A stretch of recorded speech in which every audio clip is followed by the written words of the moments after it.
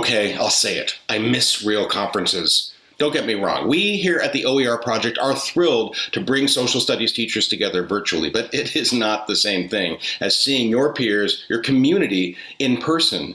I mean, we're living through what will likely be one of history's most significant moments, and we can't even get together in a hotel conference room to talk about it. That's why I appreciate more than ever the many organizations that have been making that happen for years, like the NCSS, your local State Council on Social Studies, and the World History Association. All of these great organizations rely on conference fees for the good work they do all year. So please, please go to their websites, donate, renew your membership, join for the first time. This is when we need to support each other, because that's what keeps this community of social studies teachers strong.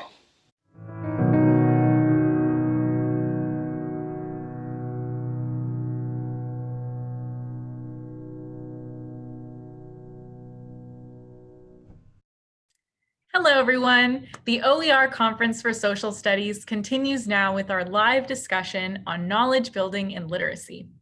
As we know, accessing the materials in a history class without a grounding in literacy is like riding a bike without wheels. You probably won't get far. Social studies educators have an exciting opportunity to build student literacy and language skills in their classrooms, and our 3 live discussion participants have some great insights and reflections to share on that very topic. Our moderator for this session is Annette O'Boyce. Annette is Senior National Facilitator at the National Center on Education and the Economy. She is an educator focused on the leverage points for change in education systems, including curriculum, coaching, leadership development, teacher pre- and in-service learning, all through the lens of equity and engagement. She is joined by Manu Sika and Tony Macarella. Manu is an independent consultant at the Consortium for Educational Change. She is an experienced educational professional with demonstrated history in both instructional and leadership roles, grades K through 8. She's a Google certified level 1 and 2 and an ASCD emerging leader class of 2019. Tony has been teaching high school history since 1982 and holds a bachelor's in history and a master's in curriculum and instruction. He is passionate about student engagement as the foundation of all learning and currently serves as the head of upper school at Saddle River Day School. Thank you all so much for joining us. Annette, I'll turn it over to you to kick off the conversation. Thank you, Maheen. Manu and Tony, I'm so excited to talk with you this afternoon, and so excited that it's just the 3 of us.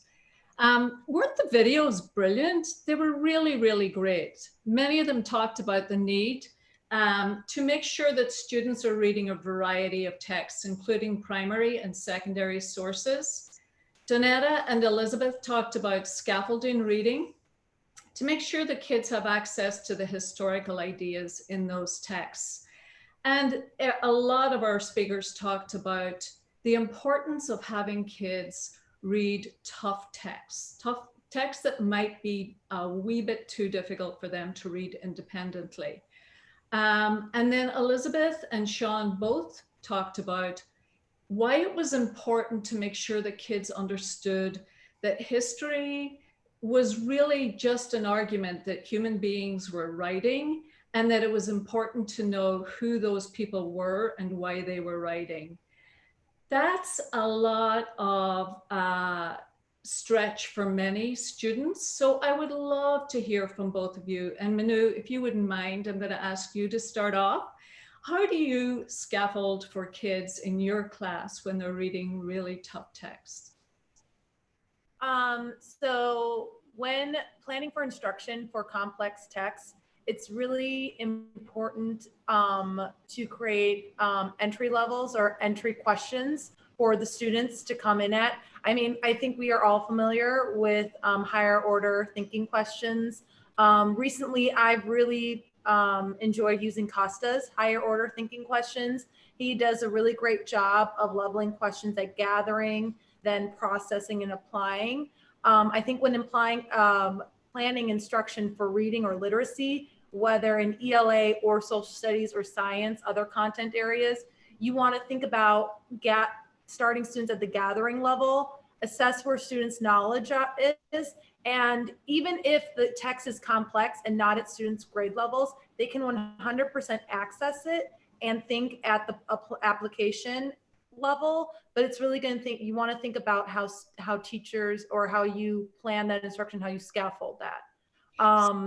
Manu, can I stop you just a minute? When you were talking about accessing where students are, could you talk a wee bit more about what you mean there? So creating access for students, thinking about where their levels are. And if a student is, for example, I was a 4th grade teacher.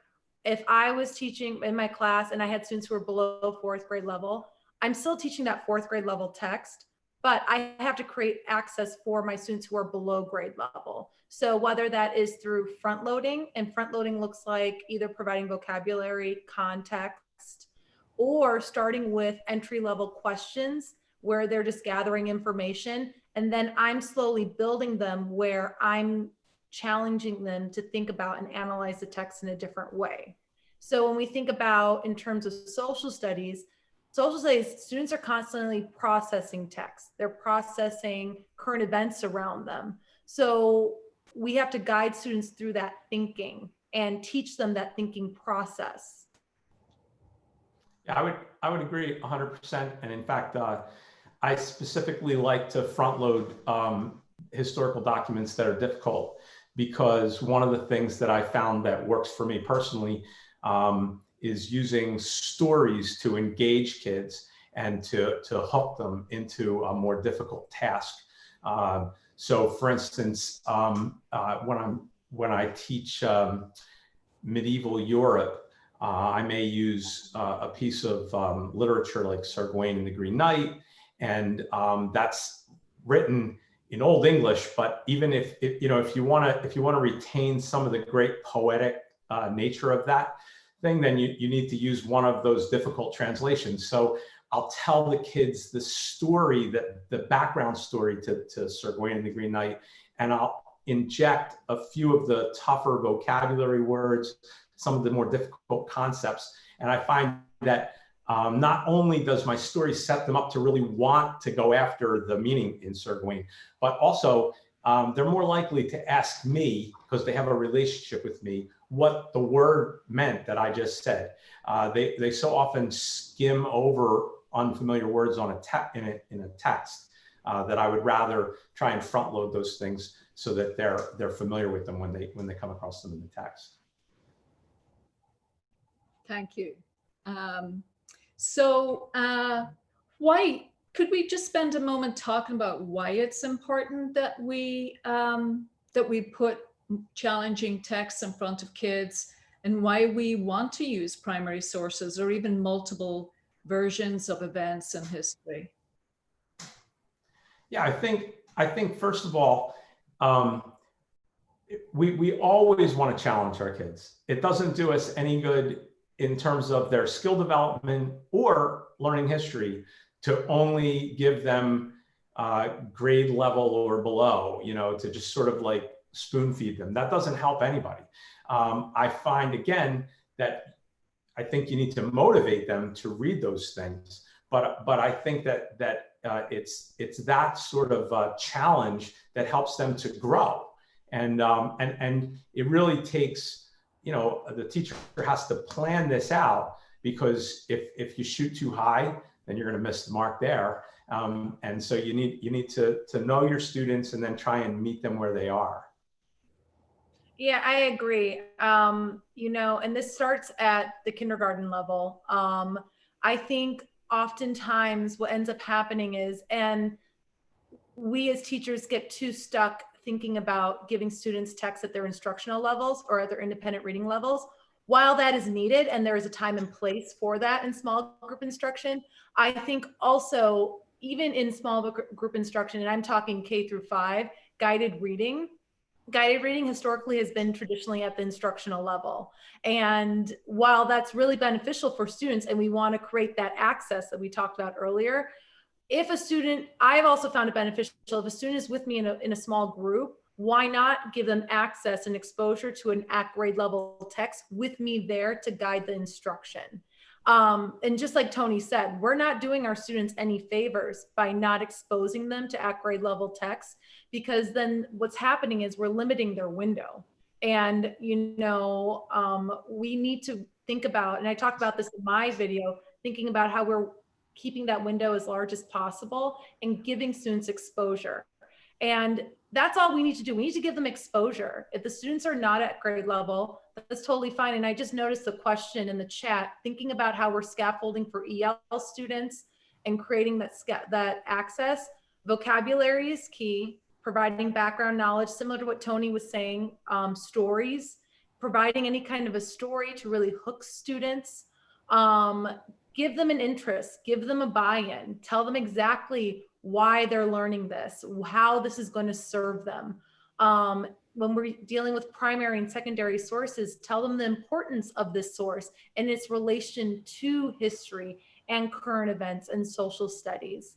And then the second part to that question was, how can we do this using distance learning formats? You know, there's a lot of platforms that you can support the learning with and everything, whether that is through a Zoom class or instruction, but specific strategies, definitely guiding students through a text. ClassKick I have found is very beneficial. Students work in it in real time and you can see them working on it and give them feedback and everything. And other platforms like Seesaw work great for that. You know, that makes me think also of replicating think alouds on platforms like that, where teachers can show how they're accessing and model their own metacognition as they're working through a text in ways that we want them to replicate independently. Yeah, And you know, Flipgrid's also a platform. Oh, go ahead, Tony.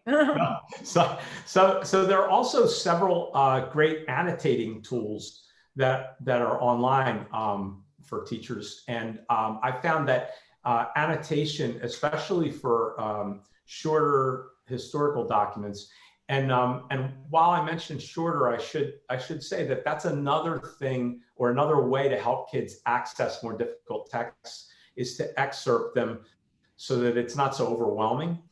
So when I ask my students to analyze a text, a document, I usually ask them to summarize what the author was saying, and then to try and draw connections with what they already know. And they can do that in annotations. And there, as I said, there are a few of these tools out there that you can use online, and kids can collaborate in the annotating process, which I think is really useful. So that helps them to talk to each other about the text, and they'll learn, they'll grow from that. You know, that also, so the annotation, not only that, but the visibility you have into individual thinking in a way right now that wasn't always as accessible to us.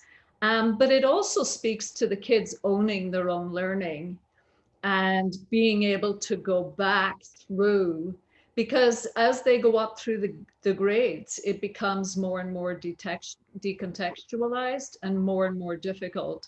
And, you know, all of this kind of speaks to the close reading. And it's, Jay, if you wouldn't mind teeing up the video clip from Donetta Elsasser's video. I'd love to look at how she speaks about the close reading, because I think that's one place where the speakers zoom in on supporting and scaffolding kid understanding of difficult and complex texts.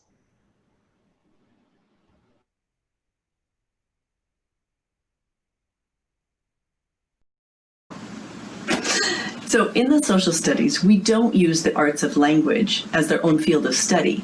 We use the language arts to acquire knowledge. And when we use the language arts to acquire knowledge, we say that that's literacy. We are literate. It's more than just reading. Not convinced?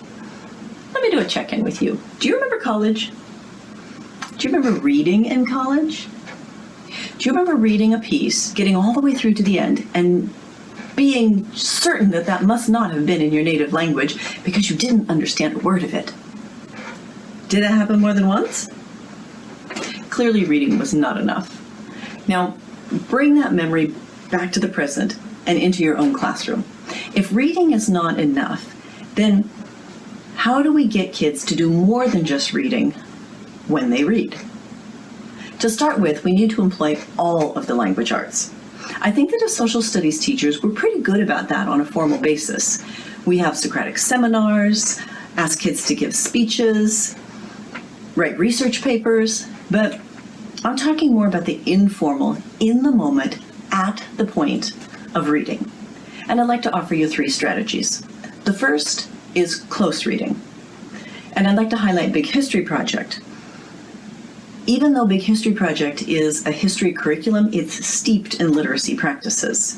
And the reading protocol they use is called 3 close reads. The first read involves previewing the text and getting a feel for what the gist of the subject is.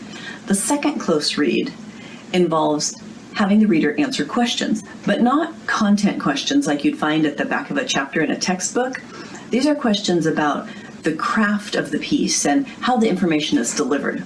And then the third close read has to do with connections, connecting the new information to what the student already knows and connecting to a peer group, because oftentimes this last close read involves discussion. Thank you. So would either of you like to talk us through an example of when you use the close read? Tony, I'll let you start with that. Thanks. Well, actually, I mean, I use it very often because I taught Big History for a couple of years and then moved into the World History Project. And so the 3 close reads is a big deal. And I think it's an adaptation of things that we've done consistently, but it's a little more intentional. So one example I can give you from my AP class, and this is another literary example, I'm sorry, but oftentimes I use Jonathan Swift's A Modest Proposal.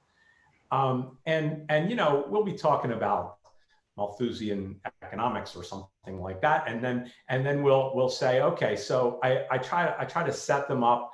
They look at the essay. It looks a little dense at first. We talk about, well, you know, what's going on in the opening paragraph, and the opening paragraph is like he's going to suggest something. So that's the gist. They have an idea. They're looking for a suggestion, and then as they read, they're going to address questions about the content. And I agree with Danetta. I mean, I'm not really asking what was the author saying in line 3, paragraph 4, but I am asking questions about, well, you know, why does Swift think that this is an important proposal? And that's all in the first few, you know, paragraphs. And then as they get into this one, it's the best. I love watching when they get down just a little ways in and he makes his suggestion. And I mean, you could just see the kids just start curling up their nose and they're like, what the heck is this? And of course, because I haven't actually presented this as a satire yet, so they are taking it at face value. And then that brings us to the third close read. Then we start connecting this to what was going on in the early 1700s and why might Jonathan Swift have written this? And that gets them talking about the satirical point. So I think that's one example. Well, that sure speaks to motivation. I just wanted to cap a couple of things that you talked about so far. In talking about motivation, that'll do it. But you also talked about stories and developing their interest through stories, about clearly telling them the purpose, why they were struggling, why it's worthwhile putting the time into this.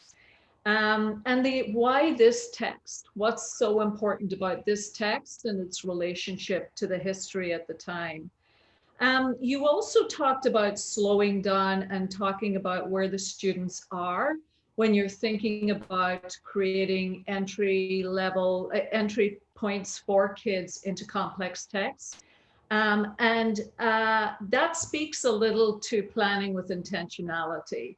All of the stuff that you're talking about makes very clear the amount of time and planning that go in, and thoughtfulness, both in thinking about your kids and the kids who are actually in your class, right? Not some mythical kids somewhere, but also the historical concepts, right? You're not reading these texts for the sake of reading the text. And Natalie in particular talked about how we cannot cover all of history, and that courses end up being more like survey courses rather than giving kids conceptual framework for approaching any text or any event in history.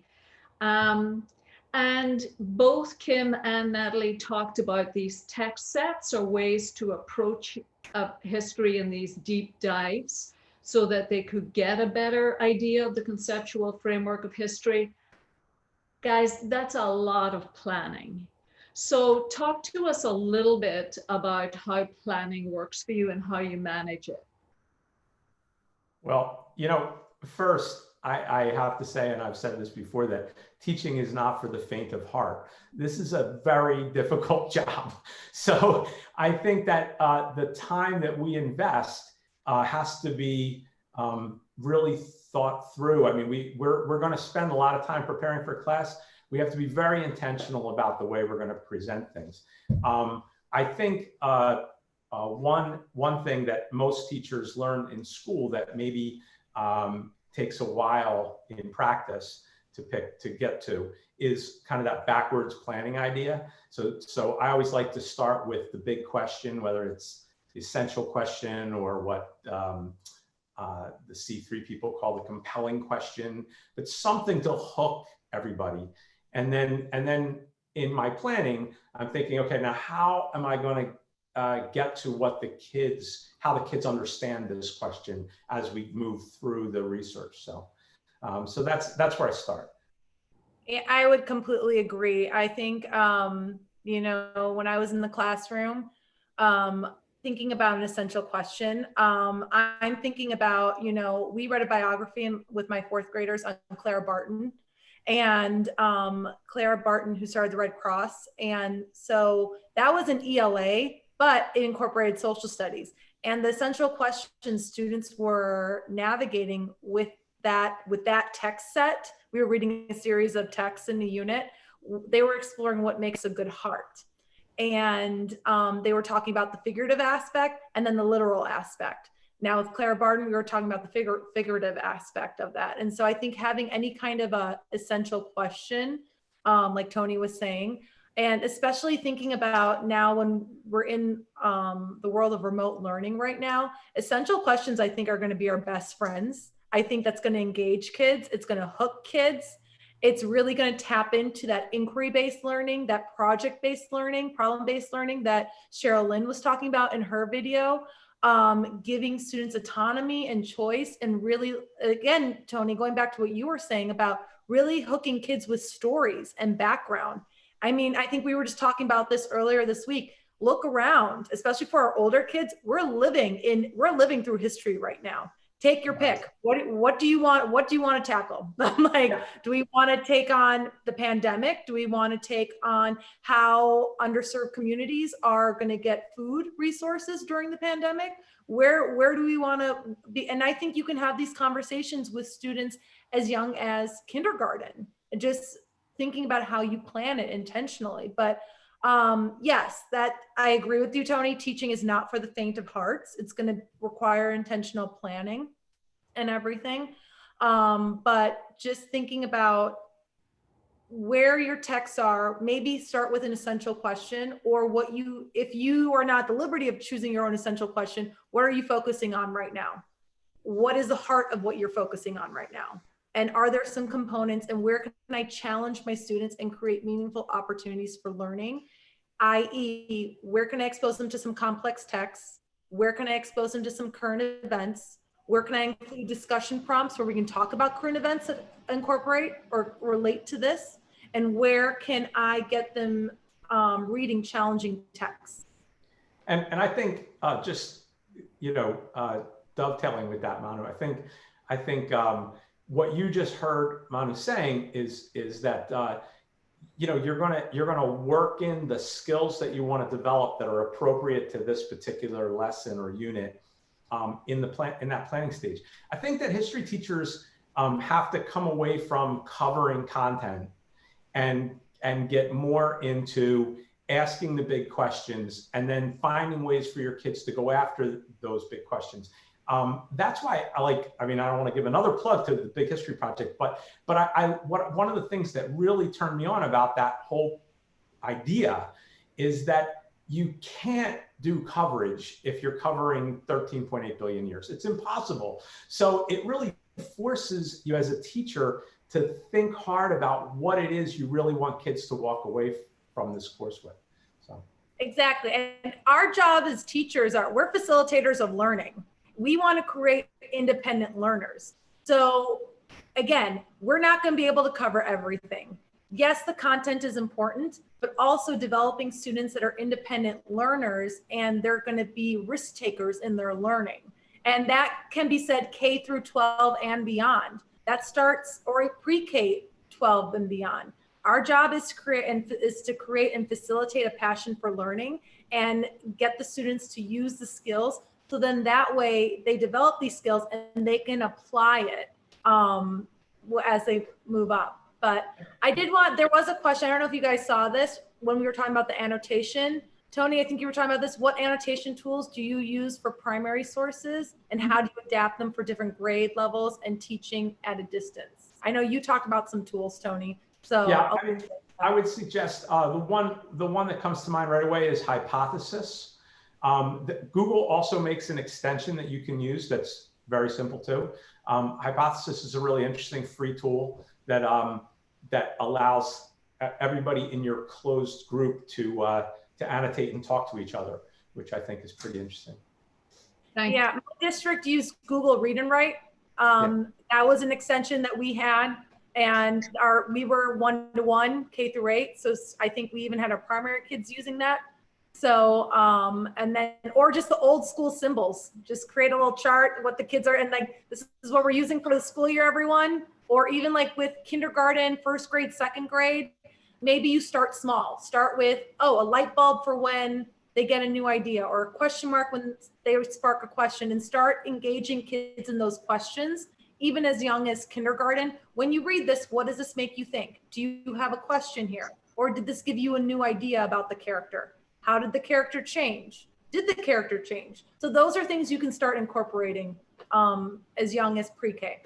You can even use the comment feature in Google Docs. I know that accidentally a colleague of mine posted an article, and lots of people just started to comment on it accidentally, and you can see everybody's thoughts and annotations right there.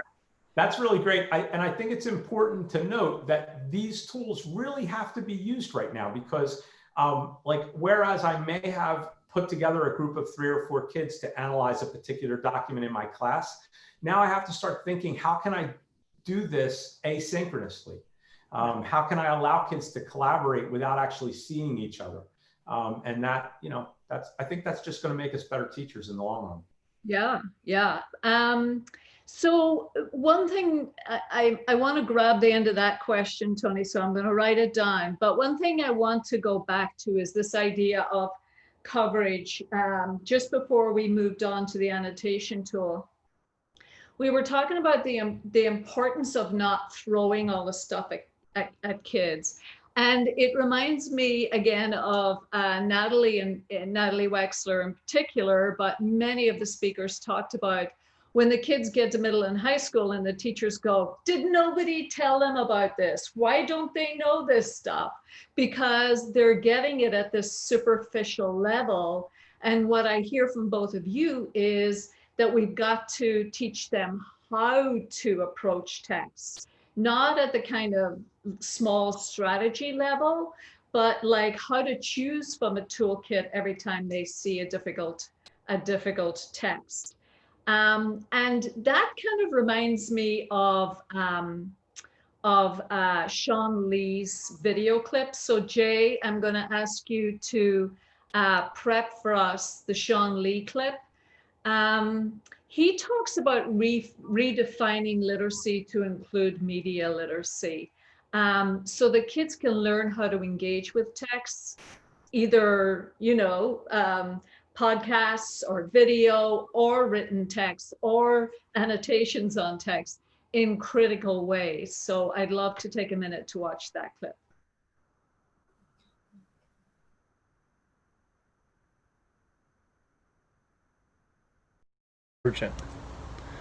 Currently, we are behind the curve on digital media literacy. Hoaxes, frauds, conspiracy theories are presented as fact.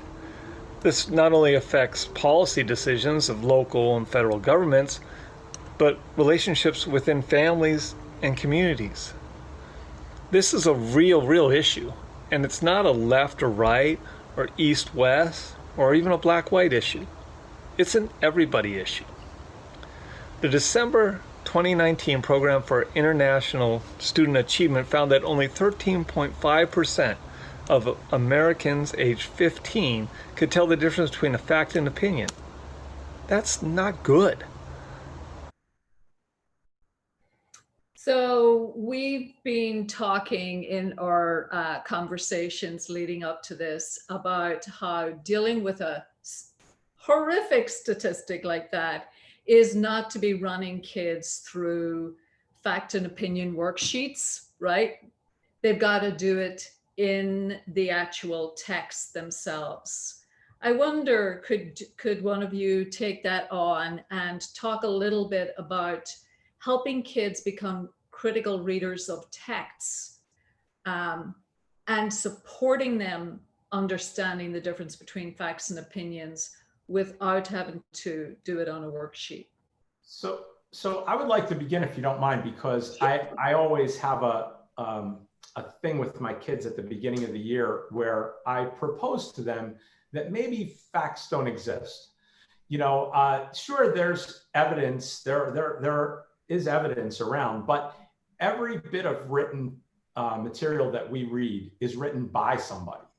And so there's nothing that's written objectively.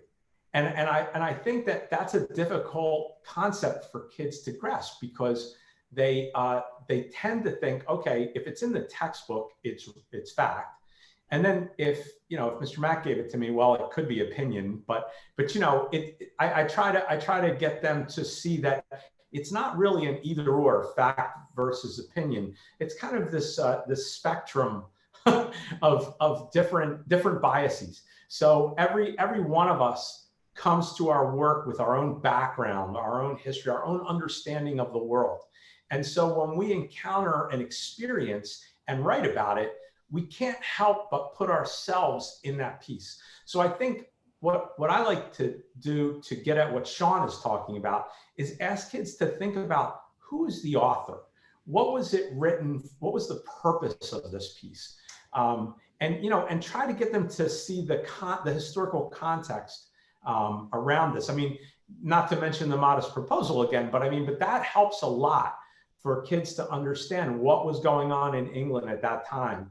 And that helps them to better understand why anybody would even suggest this in jest. So, right. And who Swift was super important. Very important. Yeah. Right.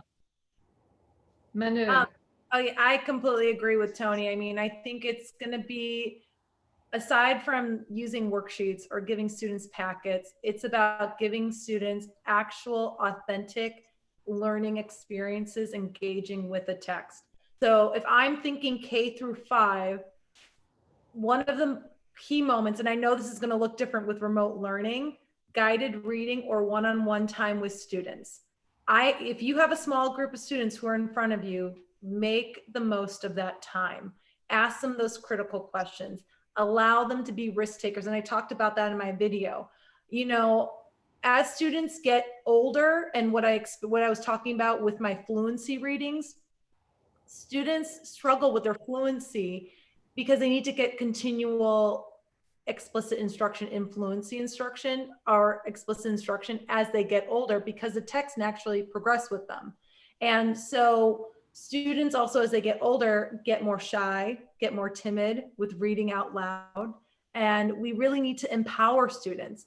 And that's what I talked about. Be very honest with the kids. This is hard. Reading is hard. You are processing information. And so then when we're thinking about when students go on to middle school and high school and they're in science and social studies classes, those are at grade level texts. That is overload for the students. So as early as possible, practicing with students in authentic, rich texts, or even in just instruction, anywhere they can incorporate those skills. And teachers do this already. We're natural at this. We're good at incorporating skills naturally into our instruction. Thinking about where can I incorporate those little pockets where kids can get that practice. But like I said, bringing it back to the guided reading, those are key moments where students are engaging with the text, where you are in front of them and you can support them in that. So again, thinking about what kinds of questions I'm going to ask. A lot of teachers in K through 5 use Fontes and Pinnell for guided reading. I really like Fontes and Pinnell for the framing of their questions within the text, beyond the text, about the text, and that really carries students through the thinking, a natural process of how they analyze a text. Think specifically within the text, those are your surface level questions. Then how am I asking them to think beyond the text or even about the text? And about the text is about the writer's craft. So that's fact and opinion. Is this expository? Is this a narrative? And really pointing out to students, well, why is this an expository? Or why is this nonfiction? Why is this a narrative? Really teaching the students that the author made this choice with this word choice. And so it then resulted in this. And then that can be carried over into social studies.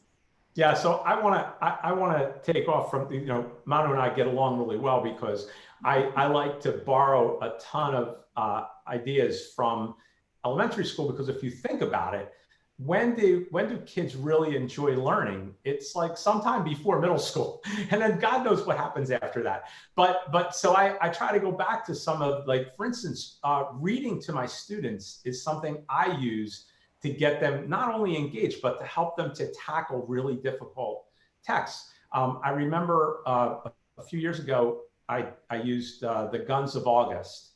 And I don't know if you've read this. Barbara Tuchman is very dense. It's a great book, but it's dense. Okay, so anyway, I read the entire opening chapter to my kids in what my daughter used to call, when she was a kid, in voices. And they were just wrapped. They loved it. And then they all went out and bought the book. And then at the end of the month, when we finished the reading, they're like, Mr. Mack, you really kind of tricked us. This was a really dense book. But they really wanted to read it. And I think that reading aloud is modeling to them that this is a good strategy. This is a good way to go after it. So I use that kind of a tactic as well. Again, goes back to motivation. So I want to go back again to Natalie Wexler and Kim and the idea.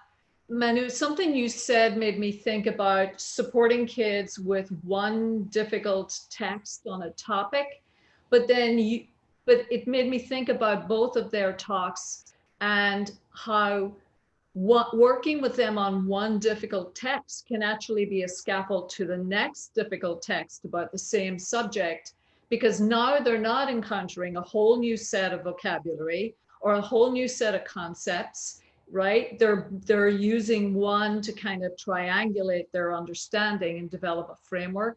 And it speaks a little bit to this idea of itemized facts that they sometimes get in history. And it's no wonder it disappears, right? Unless you have some sort of schema or way of organizing facts in your brain, it's very, very hard to locate them again, never mind remember them. And so that idea of thinking about the text sets, I just want to put in a plug for both of their talks.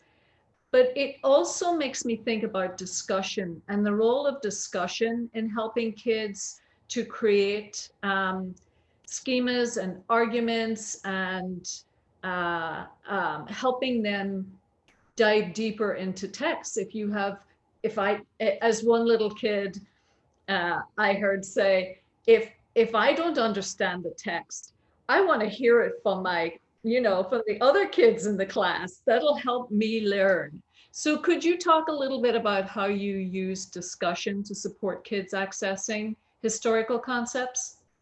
Absolutely. I mean, I think I can, one person just asked, how do you develop compassion and empathy in your students when they're having trouble relating their own experiences to those historical figures? I think discussions are really powerful for that.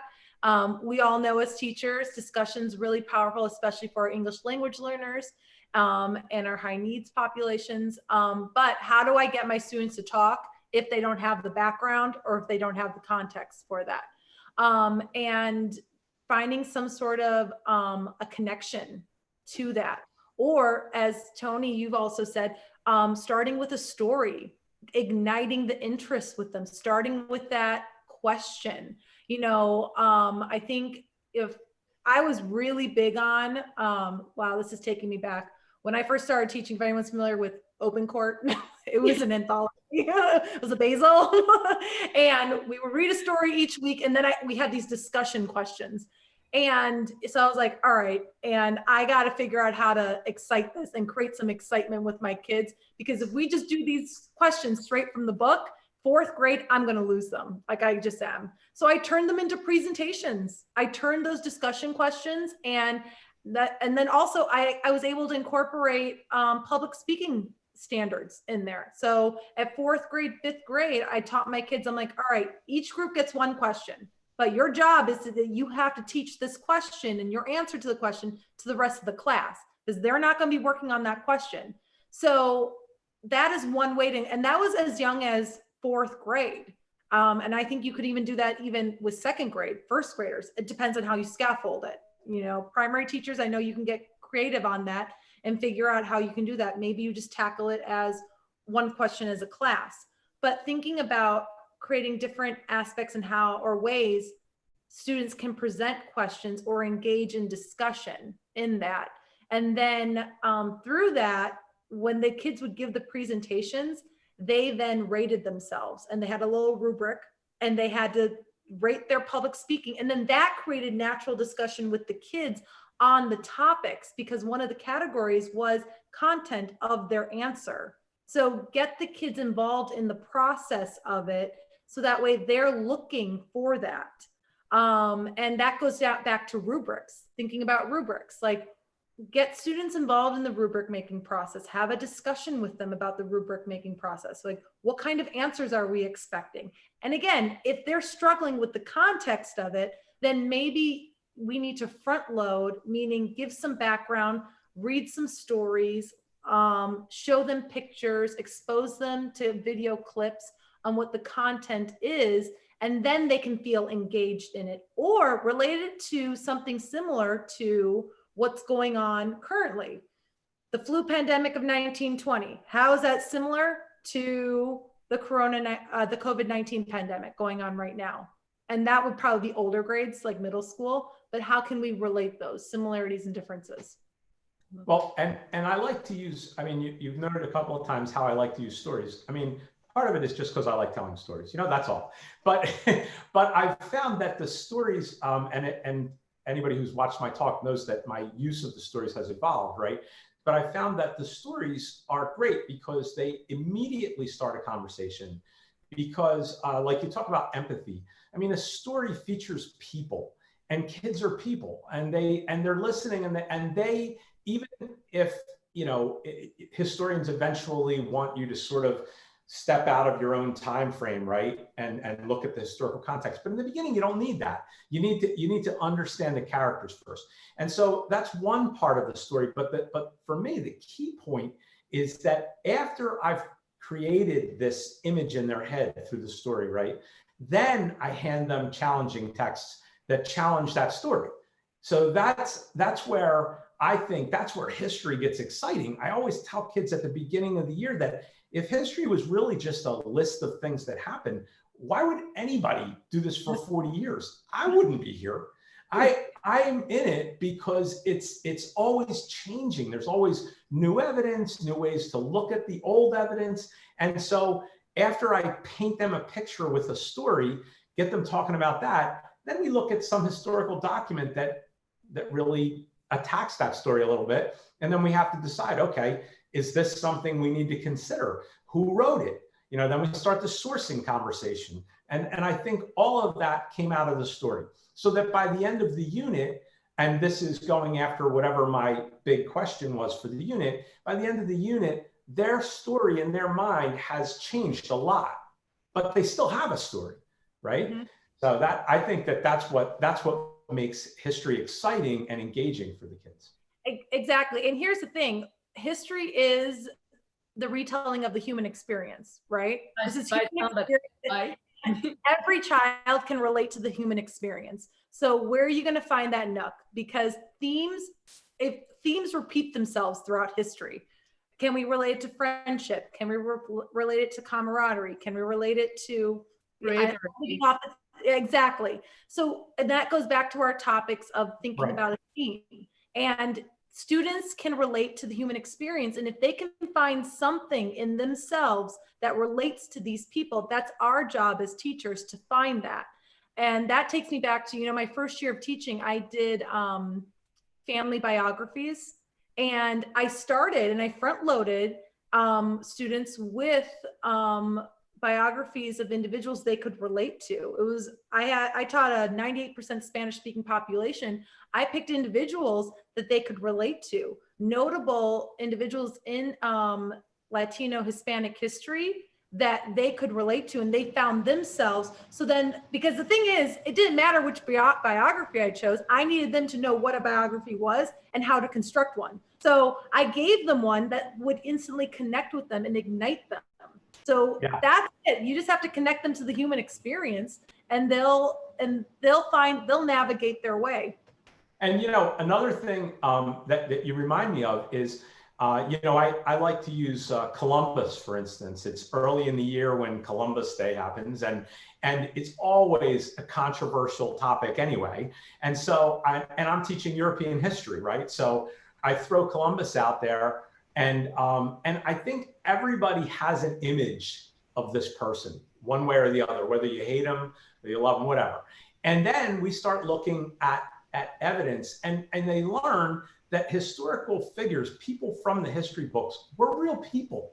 So yeah, Columbus did a lot of terrible, terrible things. He did a few nice, good things too for the world, but they're complicated. People are complicated. So I tell a story that really demonizes Columbus, which is very popular with most of my kids right away. And then we read the Dogs of God, which is a book by James Reston that's all about the Reconquista and Columbus. And I think that kids are already set up and excited to read more about Columbus and his adventure. So thank you. Well, the question that is most on everybody's mind: how do we get kids excited and engaged and willing to tackle complex texts and write complex texts when we're in the online environment?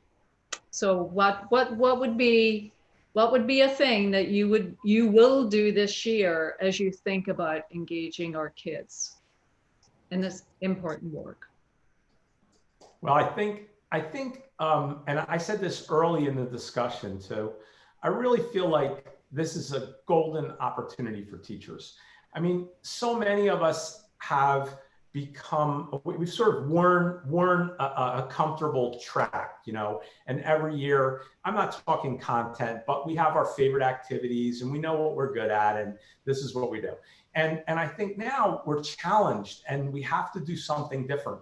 I found right away, one of the things I love in class, and again, I teach an AP Euro class, so it just sets you up a little bit. It's a college level European history. And so I like doing seminar style. But guess what I learned in like the second week of the lockdown? Seminar on Zoom stinks. You're no longer in the heat of battle in a discussion in the room.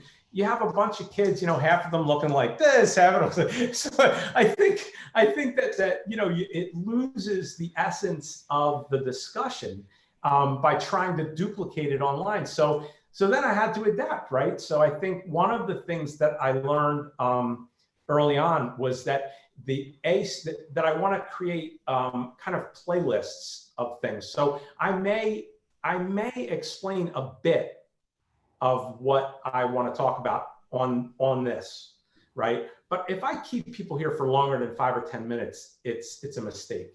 And so then I have to put in an activity, as you say, maybe a writing activity, you know. And so if I can get them energized enough to want to talk back to me, then I can ask them to write something quick. It doesn't have to be a big thing. Maybe it takes them 20 minutes. Then we come back and we can talk about it. Or I can send them from there to an annotation page where they're gonna look at documents that feed into this discussion, and then come back an hour later and finish the discussion. I just think that it's all about mixing up your approach so that it's not all this.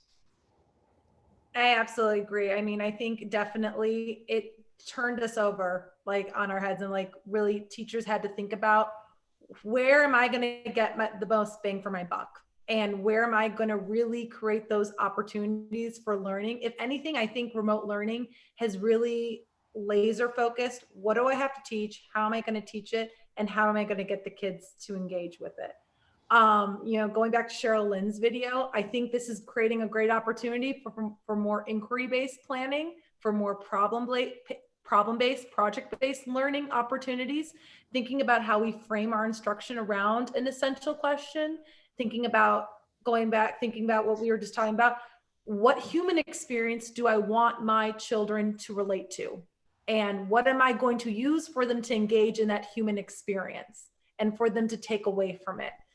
And that, if anything, I think this is really going to get us to think about what is important for the kids to learn. How are they going to learn it?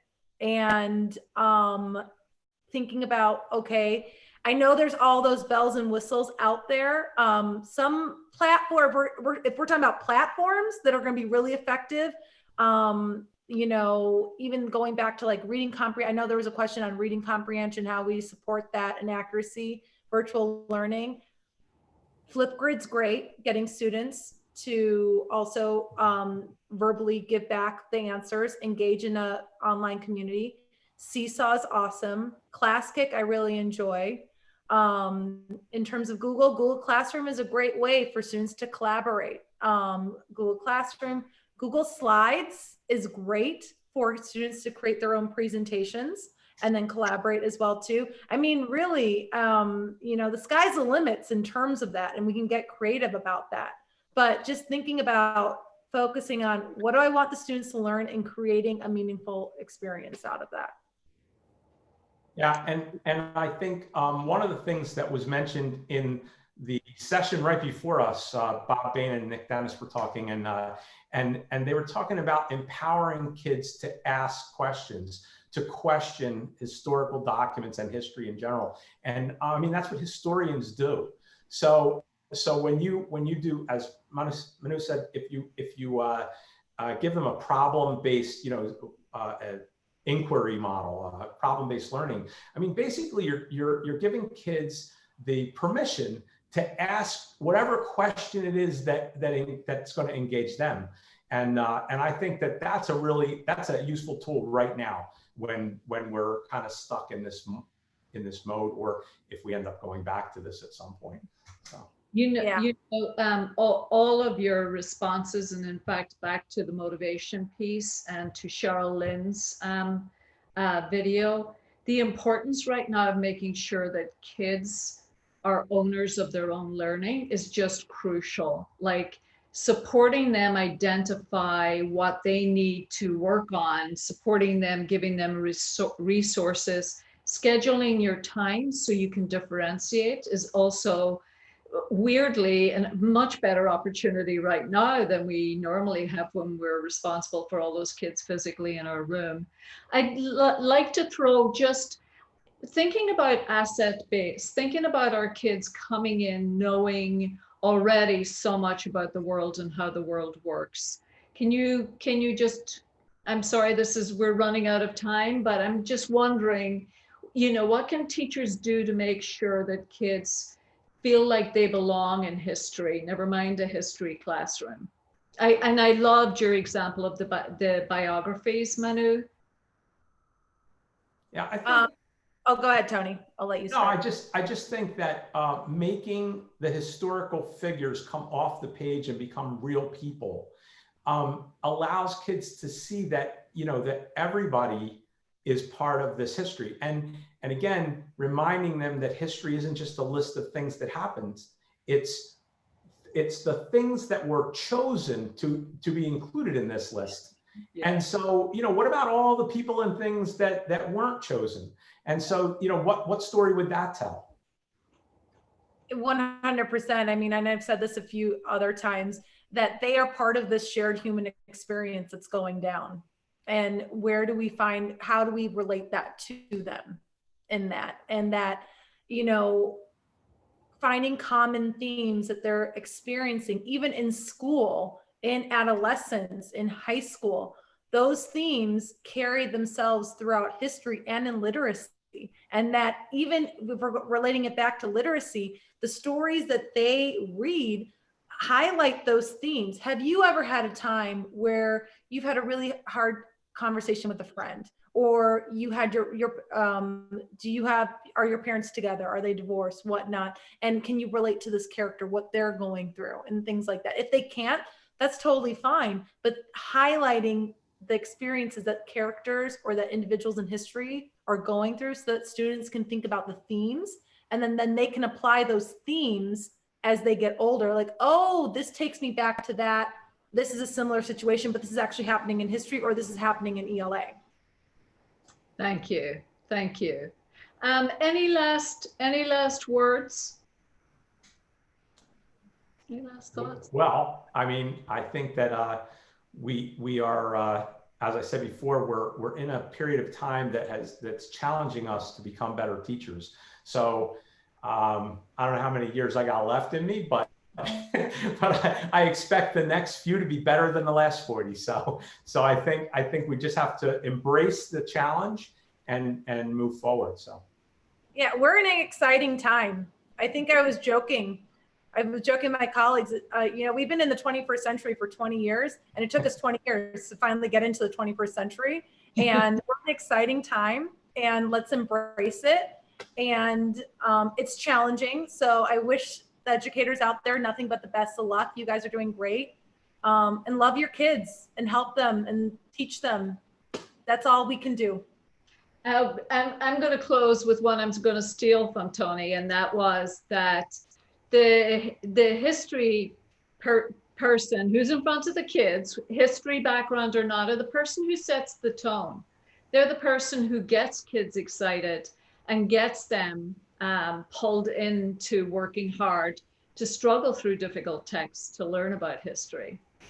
I really appreciate talking to you. I'm going to turn it over to Maheen.